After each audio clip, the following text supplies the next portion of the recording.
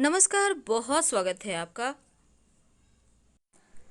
निर्जला एकादशी के बारे में कहा जाता है कि इस व्रत का पुण्य 24 एकादशी के व्रतों के बराबर है। सभी व्रतों में एकादशी का व्रत सर्वश्रेष्ठ माना गया है, लेकिन जो निर्जला एकादशी का व्रत है वो सभी व्रतों से उत्तम और श्रेष्ठ है और यह भगवान विष्णु को समर्पित है। निर्जला एकादशी के व्रत में अन्न के साथ जल का भी त्याग किया जाता है। एकादशी का व्रत दशमी की समाप्ति और एकादशी की तिथि से ही आरंभ हो जाती है और इस व्रत का समापन द्वादशी तिथि को किया जाता है। एकादशी के व्रत में पारण का सबसे ज़्यादा महत्व होता है। मान्यता है कि यदि व्रत का पारण यानी समापन विधि पूर्वक और सुमुहूर्त में ना किया जाए तो इस व्रत के पूर्ण फल प्राप्त नहीं होते। तो इस बार जो निर्जला एकादशी है उसका जो व्रत का मुहूर्त है, पारण है, हम डिस्क्रिप्शन में दे देंगे। आप वहाँ से भली भांति बेहतर तरीके से आप स्क्रीनशॉट लेकर रख लीजिएगा और आप उसी अनुसार व्रत का विधान कीजिएगा। तो चलिए जानते हैं कैसे करेंगे पूजा। देखिए, वैसे तो ज्येष्ठ माह में 2 एकादशियां हैं, एक शुक्ल पक्ष की और एक कृष्ण पक्ष की, और जो निर्जला एकादशी है वो शुक्ल पक्ष में आती है। माँ गायत्री का जन्मोत्सव, जिसको हम वेद माता गायत्री कहते हैं ना, जो भगवान सूर्य को समर्पित है, तो हिंदू पंचांग में गायत्री जयंती भी इसी शुक्ल पक्ष की एकादशी को मनाया जाता है। और निर्जला एकादशी का व्रत रखने से जीवन के हर कष्ट दूर होते हैं, भक्त भगवान के समीप पहुंचने लगता है। एक पौराणिक कथा आती है कि पांडव एकादशी और भीमसेनी या भीम एकादशी के नाम से भी जाना जाता है। पांडव में दूसरा भाई भीमसेन खाने पीने का अत्यधिक शौकीन थे और अपनी भूख को नियंत्रित करने में सक्षम नहीं थे। इसी कारण वह एकादशी व्रत को नहीं कर पाता था। भीम के अलावा बाकी पांडव भाई और द्रौपदी साल की सभी एकादशियों व्रत को पूरी श्रद्धा से करते थे। भीमसेन अपनी इस लाचारी और कमजोरी को लेकर परेशान थे। भीमसेन को लगता था कि वह एकादशी व्रत ना करके भगवान विष्णु का अनादर कर रहा है। इस दुविधा से उभरने के लिए भीमसेन महर्षि व्यास के पास गए। तब महर्षि व्यास ने भीमसेन को साल में एक बार निर्जला एकादशी व्रत करने को सलाह दी और कहा कि निर्जला एकादशी साल की 24 एकादशियों के समान है। इसी पौराणिक कथा के बाद निर्जला एकादशी भीमसेनी एकादशी और पांडव एकादशी के नाम से प्रसिद्ध हो गई। कैसे करेंगे पूजा? देखिए, इस दिन ब्रह्म मुहूर्त में उठकर स्नान वगैरह कीजिए, नित्य कर्मों से निवृत्त होकर, और जब आप नहाइएगा तो नहाने के पानी में तुलसी के पत्ते या फिर कुसा घास डालकर ही नहाइए। अब फिर स्वच्छ वस्त्र धारण करें। अब आप यहाँ से पूजा विधि शुरू करेंगे। तो पूजा कैसे करेंगे ये भी हम बताएंगे, लेकिन उसके पहले एक और बात जान लें।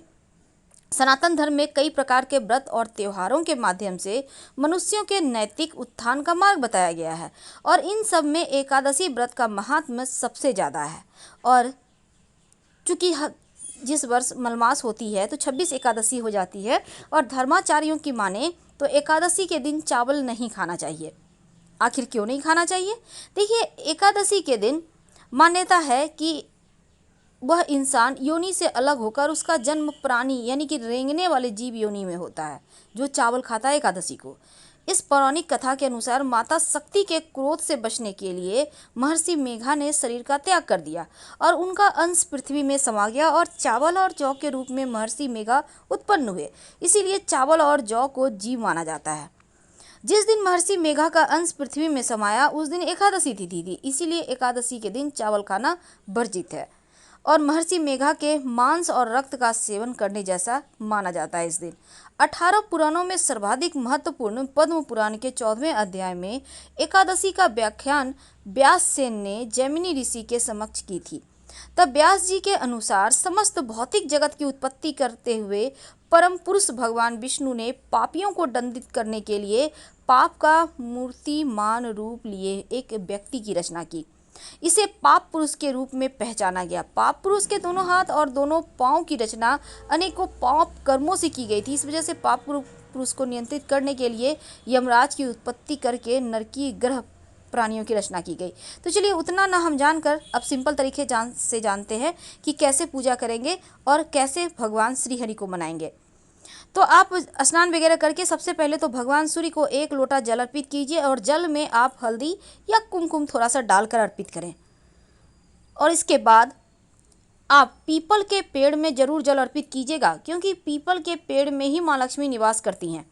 तो ऐसे में आप वहाँ पर जब जाएंगे जल लेकर, तब एक लोटा जल में एक चुटकी काला तिल, थोड़ा सा उसमें कच्चा दूध, थोड़ी सी मीठी वस्तु डालकर लेकर प्रेम से जाइए। अगर गंगा जल हो घर में तो लेकर जाएं और पीपल के पेड़ में अर्पित करें।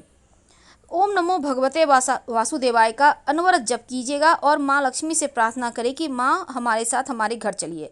फिर आप अपने घर चले आएँ। अब यहाँ पर आप श्री हरि की पूजा करेंगे। कैसे करेंगे? एक बात हमेशा याद रखिए, भगवान विष्णु के साथ माँ लक्ष्मी की भी पूजा कीजिए, नहीं तो आपकी पूजा स्वीकार नहीं होगी। और जब आप भगवान विष्णु को भोग लगाएंगे तब तुलसी के पत्ते जरूर शामिल कीजिएगा। धार्मिक मान्यता के अनुसार भगवान विष्णु बिना तुलसी का भोग स्वीकार नहीं करते और इस सात्विक चीज़ का ही भोग लगाना, जैसे कि केला है, केला का भोग आप जरूर लगाएं। और साथ ही भगवान श्री हरि को पीले फूलों से सजाएं। उनको आप केसर का तिलक लगाइए। आप अगर खीर बना सकें तो भोग लगा सकते हैं भगवान को, जैसे कि मखाने की खीर है, या फिर आप किसी सिंघाड़े के आटे के हलवा है, ये सब चीज़ बना के भोग लगा सकते हैं अगर आपके लिए संभव हो तो। नहीं तो आप भगवान श्री हरि को पंचामृत का ही भोग लगा दें। और इसके बाद आरती करें और शंख जरूर बजाइए, 3 बार शंख बजाना है। और फिर आप तुलसी का पत्ता भगवान के भोग में जरूर दीजिएगा। और दान कीजिएगा कब? द्वादशी तिथि को। खाने पीने की वस्तु दान करें या कुछ पैसा ही दान के निमित्त निकाल दें, बाद में उन चीज़ों को किसी गरीब को आप दे दीजिएगा। तो इस जून के महीने में जो एकादशी है उसका महत्व बहुत अधिक है, क्योंकि भगवान विष्णु को सबसे ज़्यादा प्रिय है ये तिथि। और भगवान विष्णु की पूजा करने से सभी मनोकामनाएं पूर्ण होती है और विशेष फल की प्राप्ति होती है। तो जब भगवान विष्णु को आप सबसे पहले तो सभी देवी देवताओं को आवाहन कीजिएगा, अभिषेक कीजिए, एक दीपक जरूर जलाइएगा और संभव हो तो इस दिन व्रत रखें। तुलसी का पत्ता तो अर्पित करना ही है और भगवान विष्णु की आरती करें। अब सवाल यह है कि जल पिए या ना पिए, क्योंकि निर्जला एकादशी है, कहीं पाप तो नहीं लगेगा? बिल्कुल नहीं लगेगा। अगर आपका स्वास्थ्य अच्छा नहीं है, आप नहीं रख पा रहे हैं, तो ज़रूरी नहीं है कि आप कष्ट करके आप व्रत रखें। आप जूस ले सकते हैं, जूस पीने में दोष नहीं है, आप जूस लीजिए आराम से, कोई दिक्कत नहीं है। तो इस तरह से आप एकादशी का व्रत कर लेंगे। अब इस दिन विशेष मनोकामनाओं की पूर्ति के लिए प्रयोग भी किए जाते हैं। वैसे आप अपने घर के मुख्य दरवाजे पर सजाइए जरूर बंधनवार लगाकर, आम के पत्तों का बंधनवार लगाइए या फिर अशोक के पत्तों का बंधनवार। और साथ ही जब आप भगवान के सामने दीपक जलाइएगा तो घी का दिया होगा और इसमें 2 लौंग जरूर डाल दें।